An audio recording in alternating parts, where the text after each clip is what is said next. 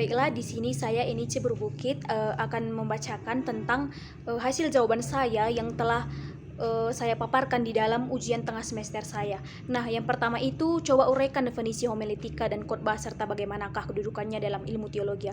Nah, di sini pertama kita harus mengetahui terlebih dahulu pengertian homiletika. Nah, berasal dari kata sifat Yunani yaitu homiletika yang dihubungkan dengan kata tekne homiletika artinya ilmu pengetahuan dan terkandung kata benda homila artinya percakapan. Nah, homiletika atau sering disebut dengan khotbah adalah ilmu yang menerangkan atau menjelaskan firman Tuhan atau seseorang yang akan menyampaikan firman Tuhan atau berkhotbah. Nah, seseorang yang akan menyampaikan firman Tuhan tersebut dinamakan pengkhotbah. Dalam homiletika ini, seorang pengkhotbah harus mampu mempelajari atau mendalami apa yang akan dia sampaikan ataupun yang dia khotbahkan. Jadi, seorang pengkhotbah ini harus mempunyai kesiapan ataupun kematangan dalam berkhotbah agar pendengar tidak salah menanggapi atas apa yang dia khotbahkan. Nah, lalu sebenarnya apa kedudukan dalam ilmu teologi? Nah, kedudukannya yaitu memiliki hubungan yang erat karena suatu khotbah harus berdasarkan teologi yang baik agar tidak terjadi perbedaan atau perselisihan dengan hasil tafsir dan dasar khotbah adalah Alkitab. Nah, di sini kedudukan homiletika dalam ilmu teologi yaitu historika ataupun sejarah. Yang kedua adalah teologi biblika di dalam Perjanjian Lama dan Perjanjian Baru. Lalu sistematika, sikap hidup atau ilmu agama. Yang keempat itu praktika, di mana di dalamnya termasuk pastoral, liturgika, PWG atau pembinaan warga gereja, dan yang terakhir adalah teologi agama-agama. Nah, kita masuk yang kedua adalah soalnya adalah setiap khotbah punya dasar dan tujuan.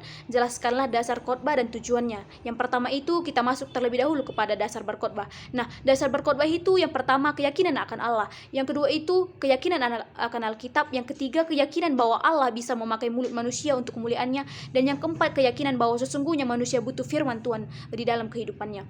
Nah, kita juga harus mengetahui apa sebenarnya tujuan berkhotbah ini ya.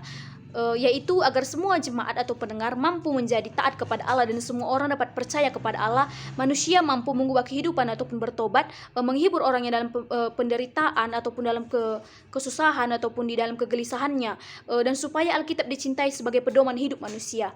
Nah, lalu yang ketiga, pertanyaannya adalah seorang pengkhotbah harus memiliki dasar dirinya menjadi seorang pengkhotbah. Uraikanlah dasar seorang pengkhotbah dan apa sajakah yang harus dimiliki seorang pengkhotbah. Nah, dasar seorang pengkhotbah yaitu memiliki hubungan pribadi dengan Tuhannya. Artinya seorang pengkhotbah terlebih dahulu mengenal Tuhan dan benar percayakan kesungguhan hatinya. Lalu yang kedua itu mencintai Alkitab. Artinya seorang pengkhotbah haruslah menggali isi Alkitab, memahami isinya dan mampu menerapkan isi Alkitab dalam kehidupannya. Yang ketiga, pribadi yang menjadi berkat. Artinya seorang pengkhotbah harus mampu menjadi garam dan terang bagi sekelilingnya. Nah, yang keempat itu penguasaan prinsip komunikasi. Artinya seorang pengkhotbah harus mengetahui isi perkataannya dan bagaimana dia berbicara. Yang kelima, mengerti prinsip-prinsip hermeneutika atau ilmu tafsir Alkitab. Artinya seorang pengkhotbah harus mampu menafsirkan isi Alkitab dengan baik agar pendengar tidak salah paham atau menyimpang dari yang dia khotbahkan. Nah, jadi kita masuk sekarang yang kedua adalah yang harus dimiliki seorang pengkhotbah. Nah, yang pertama itu keberanian. Di mana keberanian artinya seorang pengkhotbah tidak boleh gugup dan harus percaya diri saat berkhotbah. Yang kedua pengetahuan. Artinya seorang pengkhotbah harus mempunyai pengetahuan Alkitab yang memadai, pengetahuan dasar, pengetahuan ilmiah, pengetahuan umum dan pengetahuan khusus. Yang ketiga bakat. Artinya seorang pengkhotbah memiliki bahasa yang dapat dimengerti dan mudah dicerna oleh pendengar. Juga seorang pengkhotbah harus mampu berdebat. Artinya dia mampu mengutarakan isi khotbah dengan teratur dengan baik agar jemaat tidak mengalihkan perhatiannya melalui khotbahnya. Yang keempat inspirasi. Artinya seorang pengkhotbah harus mampu berkhotbah dengan jelas agar pendengar paham akan apa yang dikhotbahkan. Yang kelima keterampilan. Artinya seorang pengkhotbah harus memiliki keterampilan dalam berbicara, volume suara yang jelas dan enak didengar, vokal atau pernapasan yang baik, keterampilan oleh tubuh yaitu tatapan mata, ekspresi, gerakan tubuh dan ekspresi wajah.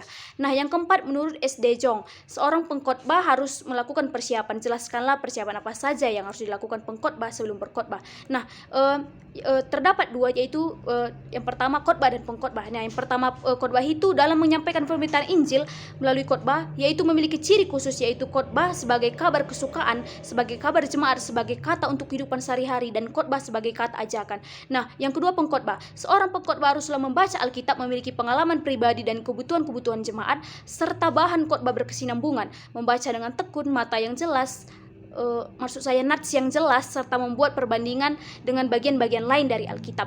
Nah, yang kelima Hasena Mawau menuliskan beberapa langkah dalam menyusun dan melaksanakan khotbah. Sebutkanlah langkah praktis mempersiapkan khotbah. Nah, langkah praktis dalam mempersiapkan khotbah yaitu yang pertama, temukan pokok dalam nas, artinya harus sesuai dengan isi Alkitab. Yang kedua, merumuskan tema, artinya batasan-batasan pokok yang dibicarakan dalam nas Alkitab. Yang ketiga, membentuk kalimat peralihan, artinya keterhubungan antara tema dan tubuh khotbah. Yang keempat, mengembangkan pokok besar, artinya jawaban atas kalimat peralihan yang kita rancang sebelumnya. Nah, yang kelima, memperkuat pokok besar dengan pokok kecil, artinya memperkuat dan memperjelas pokok-pokok besar. Yang keenam, merumuskan suatu pendahuluan. Yang ketujuh, menentukan suatu kesimpulan. Nah, inilah hasil dari jawaban saya atas ujian tengah semester dalam semester 6 ini. Saya ucapkan terima kasih. Shalom.